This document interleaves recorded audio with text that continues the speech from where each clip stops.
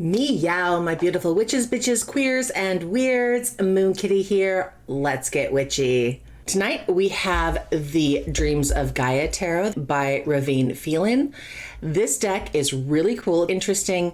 It is one that I've had around, but I want to do an introduction on it because it's not one I pull out very often. It's a complicated deck. Dreams of Gaia Tarot. This is actually one of the first tarot decks that I bought.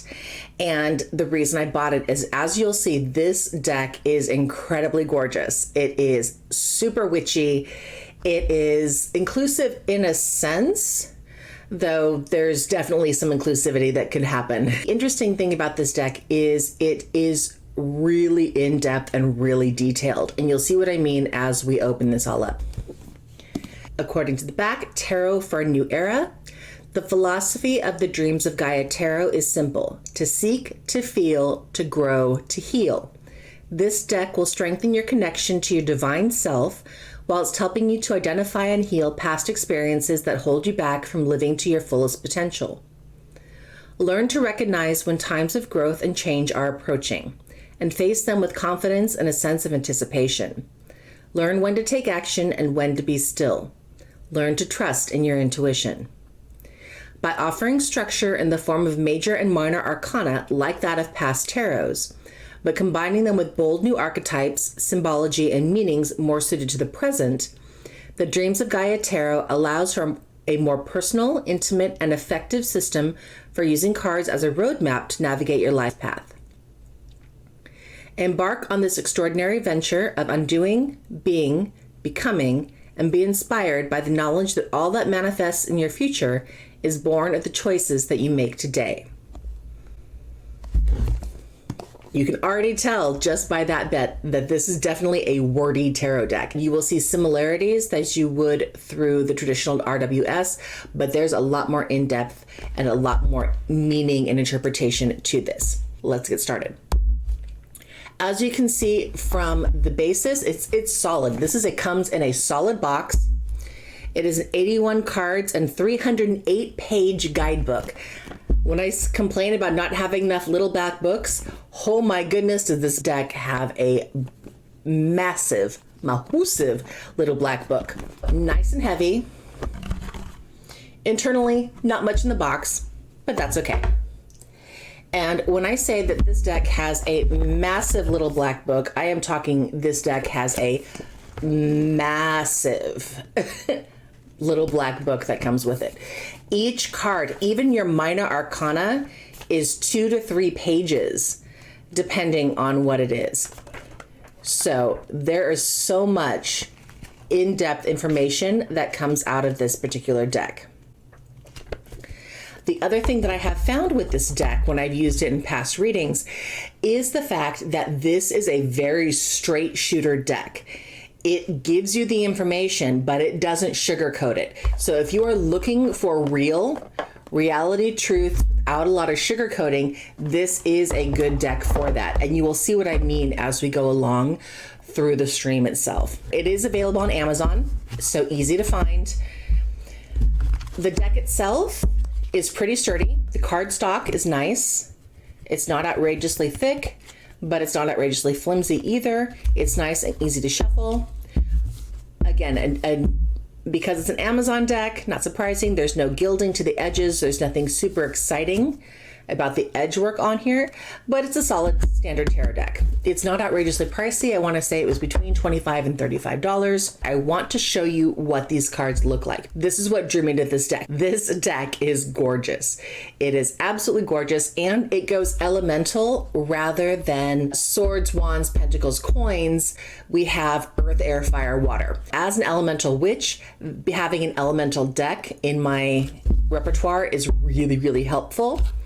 And it really comes with that kind of clarity that comes with straight shooting elements. The major arcana you'll see is a little bit different, but a lot of the symbology that comes in here also will hold true and mirrors what you will see in the RWS. Let's start with the major arcana.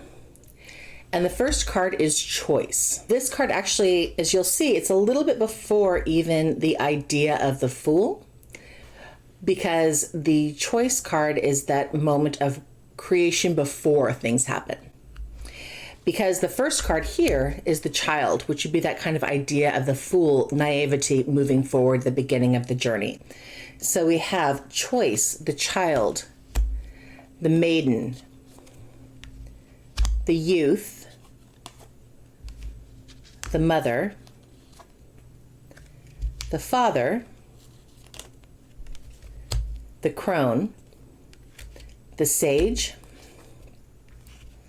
death and rebirth, knowledge, wisdom. Notice knowledge and wisdom, they're not quite the same thing. Healing, love, integrity, self, abundance, destiny, journey, thought, emotions, desire, perception, intuition, union, and faith. You can see the artwork on here is really pretty. Now, one thing I don't like, and you can see here, is these are super shiny finish. So it has a very, very glossy, you can see my ring lights. If you are going to read on stream, obviously, watch where your placements are. If you look at the actual cards themselves, they are incredibly beautiful. There's some really cool imagery. There's a lot of mythological imagery. Not a whole lot of diversity, but there's some. Mostly there is some gender diversity in here, not just traditional, where there's not a whole lot, unfortunately, of ethnic diversity. The printing was 2018, so I wish I could say that it was a long time ago, but it was originally published in 2017. This printing is 2018. It's not that long ago for not having a measure of diversity included into it. That's our major arcana. First off, we have the suit of Earth. And this is literally the suit of Earth. There is no coins, there are no pentacles. This is Earth. So this is the Ace of Earth. It's the Ace, it's the 1. It has the green Earth dragon. It has the Earth symbol on it. And one of the things that's with this particular deck is there isn't a whole lot of easy numerology. So you need to know your Roman numerals if you're going to use this deck. And it doesn't tell you the elements, so you have to know what those symbols mean. Though it is pretty good about being color coordinated, like you will see. So Earths are going to have basis tones of green. 2, 3, 4, 5, 6, 7, 8, 9, and 10. Instead of the court cards with the page, knight, queen, king, this deck does things a little bit differently in that their page card is a balance card. So in this case, we have heaven, earth. It is an opposites card. So it talks about as above, so below, for example, in this particular meaning of heaven and earth, but it's looking at dichotomies and opposites. We have the seneschal, and that would be like, in military perspective, it would be the counselor. Queen and king. While we do still have the queen and king of the suits, page and the knight are going to be a little bit different. That is earth. Then we have air. So we have our air dragon. 2, 3, 4,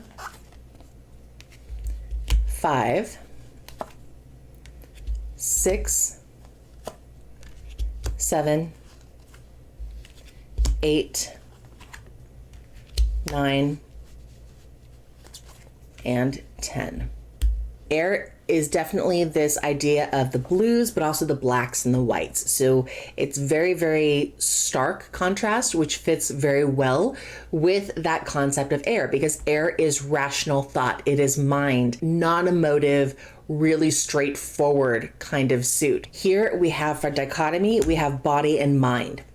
So what are we seeing in our mind? What are we seeing in our body? And when you think about air, that's a really great concept for the balance of what it is, because air is thought. So that is the mind. So what is the counterpoint to the mind? It is the body.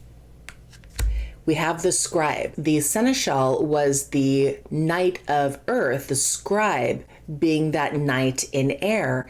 And the scribe is the one who takes down and records. It's the record keeper. That fits very, very well with that air construct of mind, communication, writing, all of those things. Then we have queen and king. It's really funny. This suit especially makes me think of Superman. All the imagery that we see of Krypton in the early stages, where it's very much mind focused and less about the heart and what's going on and what are we trying to do. And this kind of construct of a higher power or higher entity that thinks they are above normal mortal concerns and they are superior in intellect. And this really kind of comes out for that feeling to me. And that's me being the geeky nerd that I am. We have fire. We have our fire dragon. So 1, 2, 3, 4, 5, 6, 7, 8, 9, and 10. Fire element, oranges, reds, yellows, those really warm colors that are going to come out. And this one definitely has more of that kind of fantastical phoenix feel for the suit of fire. Here, for our page, we have masculine, feminine. So fire energy being that creative passion will, in this case, it's actually bringing in that kind of construct of gender, divine feminine, divine masculine, of which we are all on the spectrum one way or another. So you can, divine feminine, divine masculine is different than earth feminine, earth masculine, and everything in between. Either way, they're still all on a spectrum, but it goes to those points and everything encompasses everything in between. Instead of the seneschal or the scribe, we have the hero. That is the Knight of Wands or the Knight of Fire here. In this case, again, the hero of our own story, who is going forth, telling the journey, living it, and determining where the story is going to go. That is the hero of the journey. That fits very, very well with passion, creativity, energy, will, direction. What are you going to do? What are you going to follow and serve your passions? We have the Queen of Fire and we have the King of Fire. And last but not least, we have the suit of water. We have Ace, 2, 3, 4, 5, 6, 7, 8, 9, and 10. For our balancing, we have emotion and intellect.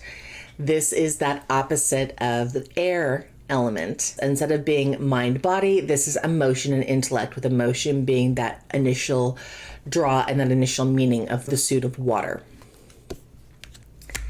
For our knight position, we have the counselor. The counselor is that concept of making sure and checking in and being a guiding force for where you want to go and what you need to do to be able to rule effectively, whether that is ruling your life, ruling your choices, ruling the direction of where it's going to go.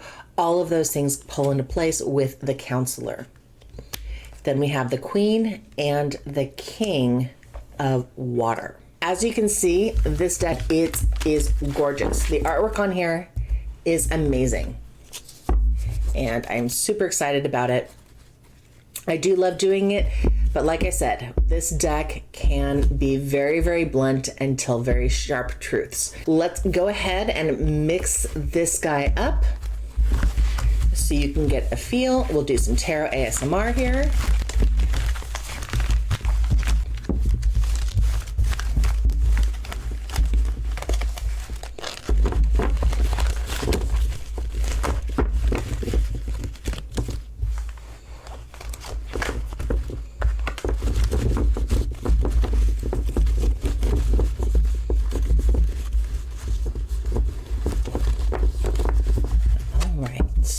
Size-wise in the hands, they are big, but once you start learning how to shuffle tarot decks, they are a little slick to shuffle. Good thing about mass market decks is they are cheap or relatively inexpensive. You can find some really great decks for under 30 bucks, but it does come with some of the drawbacks in the sense that, again, they are a lot more flimsy.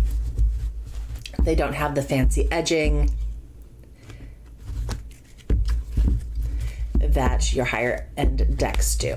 Let's see what this deck has for us. Tell me a little bit about yourself. What is your most important characteristic? The youth. Because of the nature of this deck, I'm going to actually just read what they have to say from the book instead of reading all of this, because again, this is pages and pages about what the youth is for. I'm going to mostly talk about what the keywords are here. And we have adventure, new horizons, excitement, independence, freedom, rebellion, impulsiveness, loyalty, and compromise. Key phrases: quest for adventure, live in the moment, action without thought, defying tradition and conformity, greater risk, greater reward, assert your independence, embrace individuality, a new direction, freedom from fear and doubts, could be a time of conflict or turmoil, communication and compromise, and addresses desires. This is a deck about giving guidance about starting new things.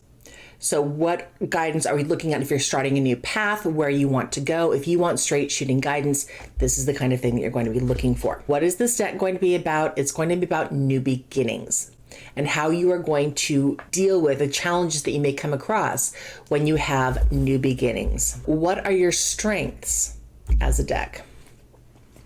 Wisdom. This is going in and looking deep into yourself and finding that internal guidance of where you want to go and what you're going to do. Keywords: knowledge, understanding, awareness, self-knowledge, illumination, introspection, withdrawal, insight, common sense. You are here to become wise. Knowledge does not make you wise. Wisdom is learning from one's mistakes. Apply knowledge, logic, and common sense. Learn from more than just books. Seek out your elders. It's time to break a cycle. Wisdom is understanding. Wisdom is loving the whole. Know and love your shadow. You have unlimited potential. The road ahead leads to many destinations. If this deck is about showing you the new paths and new directions that you're going to go to, its strengths are naturally going to be wisdom. It's going to have that straightforward guidance to help you move along the path for what you are looking for. What are your weaknesses?